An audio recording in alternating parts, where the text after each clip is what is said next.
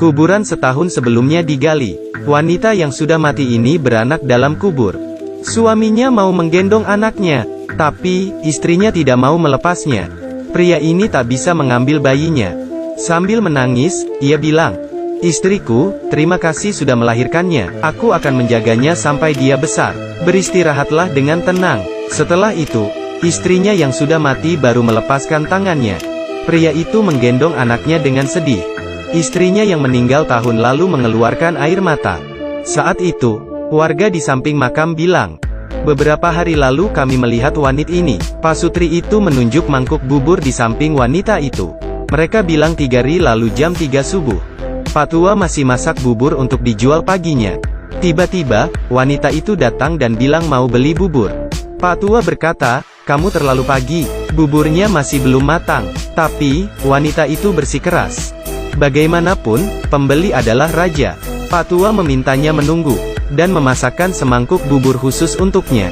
Saat wanita itu pergi, Pak Tua merasa khawatir, karena wanita itu sendirian bepergian di waktu subuh, sangat bahaya. Akhirnya istrinya bangun. "Siapa yang beli sepagi ini?" Pak Tua bilang, "Aku tidak kenal." Tanpa pikir panjang, mereka mulai menyiapkan dagangan.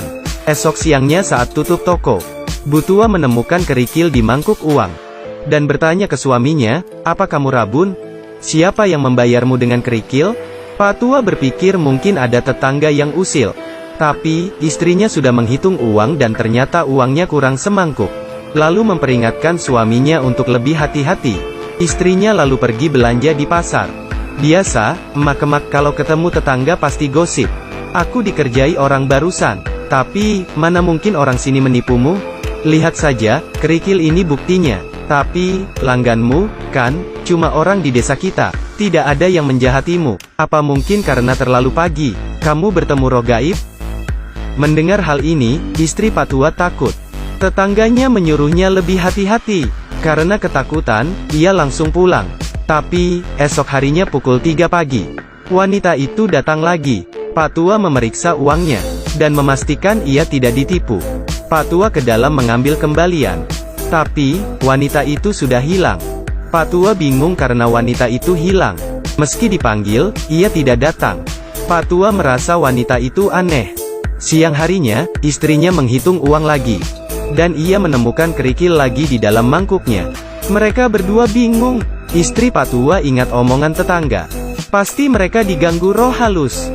Mereka segera memanggil pendeta. Setelah diterawang, "Kalian bertemu hantu. Hantu ini wanita. Jam 3 pagi ia akan datang lagi." Pak Tua dan istrinya ketakutan. Mereka langsung teringat wanita itu. Untungnya dia bukan hantu jahat yang haus nyawa. Ia cuma ingin dibantu. Kalau kalian bertemu dengannya, coba bantu dia sebisanya supaya permintaannya terpenuhi. Benar saja, jam 3 subuh wanita itu datang lagi. Tangan Pak Tua bergetar hebat sampai buburnya tumpah. Wanita itu mengambil bubur dan pergi. Pak Tua dan istrinya sampai lemas. Karen mereka bertemu hantu. Tapi, mereka cukup nekat. Mereka kepo sebenarnya ada apa. Lalu mengikuti wanita itu diam-diam. Wanita itu tahu ia diikuti dan berhenti berjalan. Lalu ia menuntun Pak Tua ke sebuah gundukan tanah. Dan menghilang tiba-tiba. Pak Tua dan istrinya mengintip. Tiba-tiba, dari kuburan terdengar suara bayi menangis. Mereka kaget dan lari pontang-panting. Ada apa sebenarnya? Esoknya, mereka melapor ke kepala desa. Kades tentu saja tidak percaya, dan mengira mereka gila. Kalau ada bayi yang terkubur, pasti ia sudah mati sejak awal. Tapi, Pak Tua ngotot. Kalau ia mendengar suara tangisan bayi, penjaga bilang ia kenal dengan suami wanita itu. Setahun lalu wanita hamil itu dan suaminya pergi jalan-jalan. Wanita itu lelah dan mereka mencari tempat berteduh. Malamnya, sang istri kejang-kejang dan meninggal seketika. Suaminya lalu menguburkannya di sana. Kades menyuruh penjaga mencari suami wanita itu untuk bertanya apa yang terjadi. Penjaga menjelaskan hal itu ke Long, si suami. Long kaget bukan main, karena barusan kemarin malam ia mimpi melihat istri dan anaknya di pinggir kasur, dan menyuruhnya menjaga bayinya. Long tersentak dari tidurnya. Setelah mendengar cerita penjaga, Long sadar ada yang tidak beres. Ia segera pergi ke makam istrinya. dan menyuruh orang menggali makam. Lalu, terdengarlah suara tangisan bayi. Setahun lalu, istrinya tiba-tiba kecang dan meninggal. Long mengira bayinya mati bersama istrinya. Ternyata, setahun kemudian anaknya lahir dalam kubur. Long bersumpah akan merawat anaknya. Setelah ia mengira semua sudah selesai, malam harinya, saat Long menidurkan anaknya, istrinya muncul lagi. Ia mencium bayinya dan menyelimutinya. Long terbangun karena kaget. Ia melihat hantu istrinya, lalu berkata kalau ia merindukannya. Istrinya menatap Long, sambil menangis menitipkan anaknya, lalu menghilang selamanya. 18 tahun berlalu, bayi itu tumbuh menjadi gadis cantik. Ia bernama Lin. Di suatu siang, saat Lin jalan-jalan, muncul dua hantu di belakangnya. Hantu itu bilang ia diperkosa dan dibunuh oleh preman. Tapi, preman itu malah menjebak pacarnya, sehingga pacarnya yang dihukum. Hantu itu berharap Lin bisa membantunya meringkus si preman. Lin menolak, tapi hantu itu membuntutinya. Penduduk desa melihat Lin bicara sendiri. Mereka mengira Lin gila, dan bergosip, gadis yang lahir di kuburan itu tampaknya gila, mungkin karena ia lahir di peti mati, jadi bisa melihat makhluk gaib. Lin pulang dan bertanya ke Long apa benar ia lahir di kuburan. Lin juga bilang perihal hantu tadi.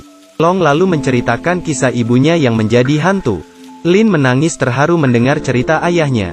Ia merasa kasih ibunya sangat besar. Long bilang kalau arwah sampai gentayangan.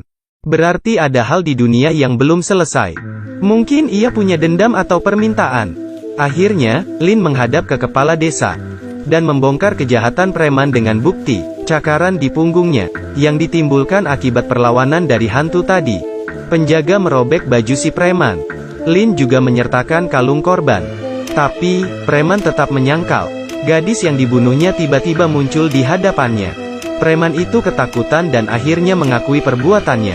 Ia langsung dipenjara. Sementara pacarnya akhirnya dibebaskan. Di jalan, Lin bertemu hantu itu lagi. Masalahnya sudah selesai. Kini hantu itu bisa bereinkarnasi. Hantu itu berubah menjadi burung dan terbang. Lin mengucapkan selamat tinggal. Tiba-tiba, muncul banyak hantu di belakang Lin. Lin langsung kabur dari sana. Sejak itu, Lin membantu permasalahan para hantu, dan mencari keadilan bagi mereka yang dijebak. Lin akhirnya menjadi orang pintar yang terkenal di desa.